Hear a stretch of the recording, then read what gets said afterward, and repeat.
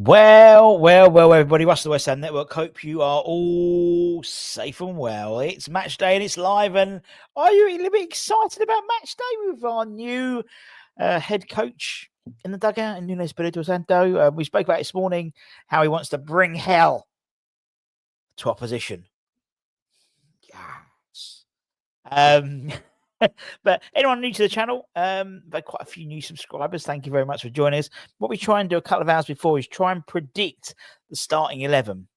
It's going to be a tricky one because obviously the manager's only had one training session, but he will be sort of talking to the academy coaches who are involved: Mark Robson, Steve Potts, Gerard, Billy, to get their views as well, I imagine. And so I wouldn't necessarily predict anything too crazy in terms of changes, and actually maybe a reverting back to type a little bit. I think it's a few positional changes in terms of personnel. Now, Sean from West Ham Football on X has said that JWP has not travelled with the squad.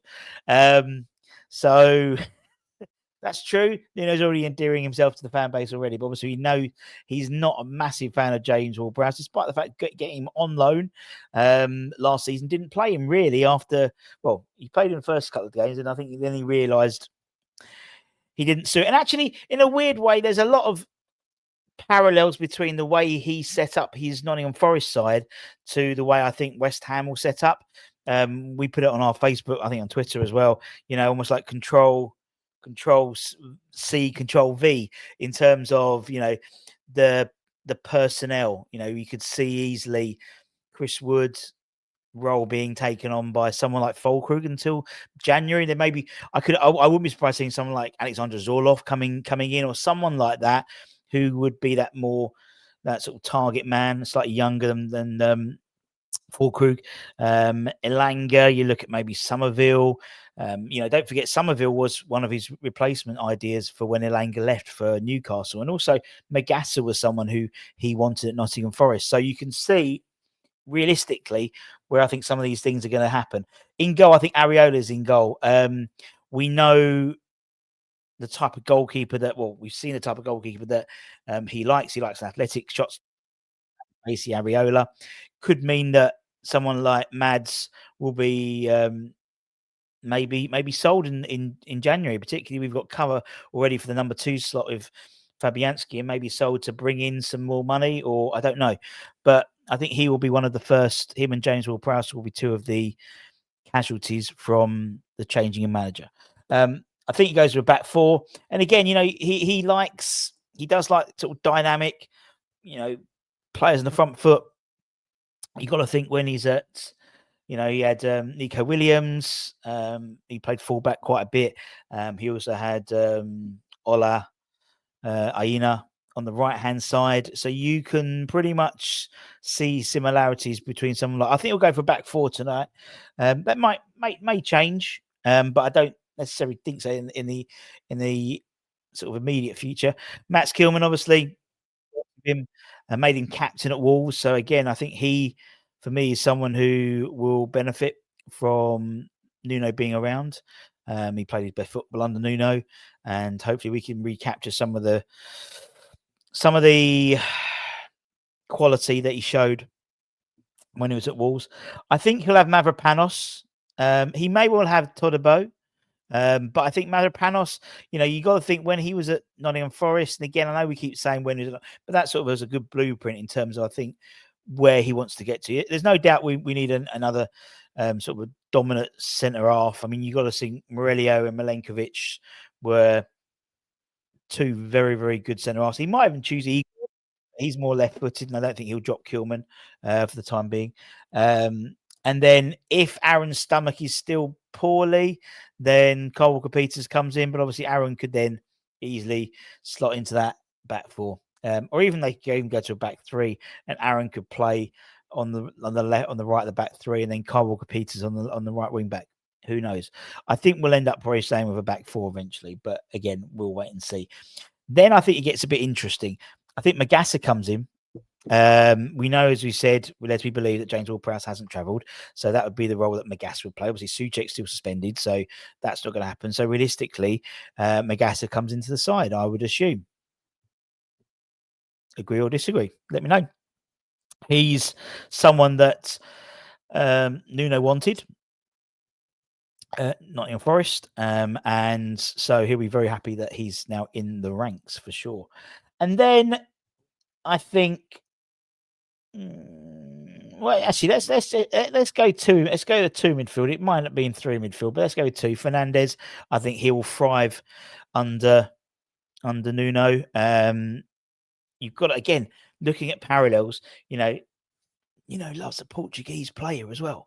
And so Fernandes is Portuguese. So, I wouldn't be surprised next summer. I wouldn't be surprised if Fernandes is eventually captain at West Ham, if Nuno's still in charge. He's just been made 21 captain as well for Portuguese under 21s. So that makes sense. I mean, actually, to be honest, I think Somerville is our version of Elanga. Simples. I think we'll see a rejuvenated Bowen. I think Bowen played some of his best football under David Moyes, which is more on the right-hand side, more pragmatic. And I think actually, that sort of counter-attacking style will favour Jarrod Bowen. And potentially, if he's still got a hell of a lot of the season ahead of him, he could take over Mikel Antonio's Premier League goals. I think he needs 12 more.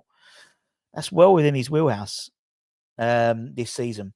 Paqueta, and then Chris Wood. It's that. I generally think it's that simplistic. I don't think he has to reinvent the wheel. I think that is a decent side. That is a good side. That is a side full of pace. It's full of energy. He just needs a bit of fucking confidence. I generally think that we've got a decent side there. I think centre halves need some work. I think you'd love a Morello type player there alongside of Kilman, because I think Kilman works better when he's playing alongside an older school bruiser of a centre half. But that ain't a bad side. That is a very good side. MAGASSA and Fernandes, in theory, could be our midfield for the next 3, 4, 5 years at least. And they will learn and develop. Could they be our? Could they be our Vieira Petit? That sort of that partnership. We haven't had one of those partnerships for a couple of years since Rice and Souček, really, and even that sort of went a bit weird on the towards the end when they decided they wanted to swap roles, but it was shit. And I think Somerville, we know what he can bring to the table. We're not Bowen can bring to the table. Paqueta, with confidence, is a very dangerous player.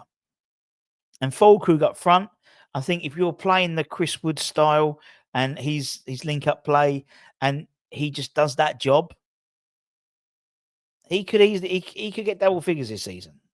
Easily. With Diouf's cross him, on the front foot, on the counter-attack, but also the link-up play that Füllkrug can do. We know he can do it. We've seen some really nice goals that have come from the ball going to Füllkrug and him linking up and putting balls over the top.